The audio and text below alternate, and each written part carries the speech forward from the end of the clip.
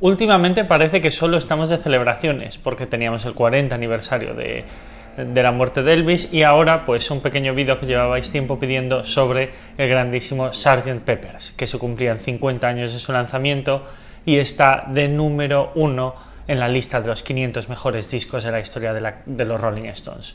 Es posiblemente el top de todos los grandes rankings de mejores discos de la historia, porque yo creo que abrió un nuevo mundo creativo a un montón de artistas que estaban a finales de esa época y que realmente enraizó rapidísimo en toda la cultura popular. La verdad es que los Beatles venían de un momento muy malo porque habían tenido un poco atrás aquel incidente con la primera dama de Filipinas que los llevó a abandonar el país. Fue todo un poco transgiversado. También tuvieron el incidente de John Lennon con aquellas declaraciones un poco tendenciosamente interpretadas sobre que eran más famosas que Jesús, que tampoco era así, era todo un poco sacado de contexto. Tenían ahí, la verdad es que ya habían tenido que irse a los escenarios. Los Beatles estaban ya en un momento en el que había un enorme juego social a la caza de titulares polémicos con los Beatles. Ellos ya directamente no podían más, habían madurado, estaban inmersos en una cultura que los dominaba y que los movía como si fuesen títeres. Tras todo eso, pues los Beatles se dan una pequeña pausa, cada uno sigue su camino durante un tiempo, se habían juntado completamente desmotivados, ya realmente ni siquiera querían ser famosos. Y ahí es cuando un poco sale la idea de Paul McCartney que acabaría dando a Sgt. Pepper's, que era inventarse una nueva banda que no fuesen los Beatles, que les permitiese una enorme libertad creativa o por lo menos seguir hacia adelante. Ellos estaban en un entorno que entre la presión de la discográfica, el medio que tenían, la publicidad, las revistas, el público, realmente ellos no podían hacer otra cosa que no fuesen ser los Beatles y hacer lo mismo una y otra vez. Ya había llegado a un punto en que la libertad creativa de los Beatles se había completamente coaccionado.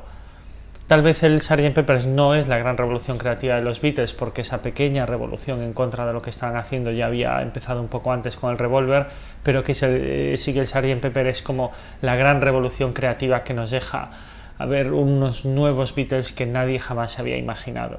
Y un poco inmersos en toda esa idea, bueno, la primera idea del álbum venía de Paul McCartney de inventarse una nueva banda que no fuesen ellos mismos, que sería el Coronel Sgt. Pepper's.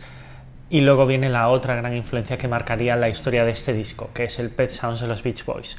Había salido poco antes y para ellos era la absoluta referencia, la máxima idea de calidad creativa que podía tener alguien. Para la banda era una auténtica referencia de calidad. A Brian Wilson, pues, era, a diferencia de los Beatles, sí era un músico profesional, tenía muchísimos conocimientos instrumentales, era capaz de tocar prácticamente cualquier instrumento. Él había desarrollado complejísimos procesos de grabación para la carrera de los Beach Boys, pero sobre todo para el proceso de grabación de los sonidos del Pet Sounds. Y realmente yo creo que el Pet Sounds inauguraba, posiblemente no inauguraba la psicodelia, pero sí inauguraba la época dorada de la psicodelia. Como los Beatles tampoco iban a molestarse en tocar el Sgt. Pepper's en directo, porque ellos ya estaban alejados de los escenarios y no tenían mucho interés en volver a ellos, pues se centraron más en intentar hacer un trabajo realmente creativo, realmente complejo y realmente bien técnicamente hecho, aunque eso no fuese reproducible en los escenarios. Y entonces tenemos aquí la incorporación de técnicas que los Beatles no habían usado, como el sistema de grabaciones en pistas, o como los sistemas de overdubbing, o incluso como todos los complejos procesos de postproducción en capas que había todo prácticamente inventado Brian Wilson para el Pet Sounds, y que ellos realmente querían subirse a esa nueva manera de trabajar la grabación que ellos consideraban el futuro. Luego al final pues acabaron teniendo razón, porque los sistemas de overdubbing y los sistemas de grabación en pistas de manera completamente fragmentada hoy en día están completamente asentados. Gracias a esto en el Sgt. Pepper's tenemos un montón de novedades dentro de los sistemas de grabación de los Beatles, porque los Beatles habían usado muchas técnicas de sonido ya anteriormente, sobre todo en el Revolver, pero con el Sgt. Pepper's entraban en una nueva fase de grabaciones técnicamente mucho más complejas. Tenemos muchos sistemas como la reverberación o como directamente las reducciones de rangos dinámicos hechos a propósito, las reducciones de calidades hechas a propósito para dar efectos de sonido muy concretos, o incluso tenemos la gran invención de John Lennon, que sería un grandísimo aporte para el proceso de grabación de aquí en adelante. Porque gracias a John Lennon, él lo solicitaba y unos ingenieros lo hacían por su petición, se inventaba el ADT, el Automatical Double Tracking. Este sistema que inventó John Lennon, bueno, no lo inventó él, pero lo pidió como desarrollo y al final se inventó solo para él, consistía en que, bueno, John Lennon no tenía una voz muy potente, como le pasaba a muchos artistas, y para suplir esto se usaba un pequeño sistema de dobles grabados con procesos de retardo. ¿Esto qué significa? John Lennon grababa su voz y luego volvía a cantar exactamente lo mismo de manera idéntica con un minúsculo retardo entre una vez y otra, y se reproducían las dos veces. Eso le daba mayor potencia de voz y le daba ciertos efectos de voz a la voz de John Lennon. Esto yo lo había usado anteriormente, pero lo había hecho de manera manual. Este proceso se usaba ya bastante a menudo, incluso en instrumentos en los que se tocaba, y se volvía a tocar exactamente lo mismo idéntico, pero con un minúsculo retardo, y que le daba muchísimo más volumen, un cierto eco, le daba muchísima más presencia a las voces y al sonido. A John Lennon le parecía un coñazo tener que grabar dos veces exactamente lo mismo, no era muy amigo de los procesos de grabación de voz. Pero lo que sí es verdad, y tenía razón, es que técnicamente no quedaba bien porque era físicamente imposible cantar o tocar de manera absolutamente idéntica dos veces lo mismo. Entonces, gracias a esto, él solo tenía que cantar una vez y entonces tenía las dos tomas absolutamente idénticas de su voz con un minúsculo retardo y se conseguía el efecto de ADT que ya había utilizado anterior y que cada vez era más popular. Gracias a John Lennon se inventa el sistema automatizado de ADT que hoy en día se sigue utilizando muchísimo, sobre todo pues en casos en los que los instrumentos se quiere dar una presencia importante o en caso de cantantes cuya voz pues no es especialmente fuerte. Y luego tenemos también en el Sgt. Pepper's otro importante avance técnicamente para los Beatles, que fue el sistema de grabación directa en muchos instrumentos. Teníamos instrumentos que estábamos acostumbrados a que se grabasen directamente con tomas por micrófonos y ellos ya habían optado directamente por conectar al cable los instrumentos, sobre todo los que tenían tomas eléctricas, y grabar directamente sin tener que hacerlo mediante una grabadora, sino por una salida directa de audio. Esto permitió dar muchísima más calidad y sobre todo un método mucho más profesionalizado de grabación. Luego poco a poco se iría estandarizando.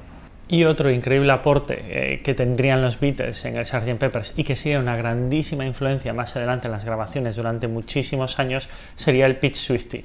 Este es un proceso que realmente lo que viene a hacer es que se graba todo el álbum o se graba lo mismo en diferentes tomas de distintas velocidades y se van haciendo pequeñas intercalaciones de manera que la velocidad de reproducción o el bits por minuto no es absolutamente constante. Hay pequeñas variaciones y eso nos ayuda a dar genera un cierto nivel de complejidad en la música y sobre todo han dado unos efectos muy interesantes, sobre todo en la psicodelia. La verdad es que se hizo bastante popular. Ya lo había usado también en este caso Brian Wilson durante la grabación del Pet Sounds, pero yo creo que es a partir del Sgt. Pepper's donde mucha gente descubre que es un recurso muy interesante para grabaciones más complejas. Y luego, ya para acabar, una grandísima aportación que nos dio el Sgt. Pepper's fue el sistema de grabación sin espacios entre pistas. Esto no lo inventaron ellos, sino que no había pausas de sonido entre una canción y otra, sino que estaban completamente interconectadas. Esto no era la primera vez que se hacía, pero el Sgt. Pepper's cogía un cierto aire bastante de más solidez y sobre todo de disco temático gracias en parte a este tipo de cosas y sería bastante popular. Y gracias a un poco más adelante, influenciados por el Sgt. Pepper's en 1975, salía I Can Never Say Goodbye de Gloria Gaynor, el primer disco grabado en formato disco mix, que significa que las pistas están interconectadas sin huecos y que la música directamente está completamente interconectada, nunca para de sonar y que sobre todo armónicamente están conectadas.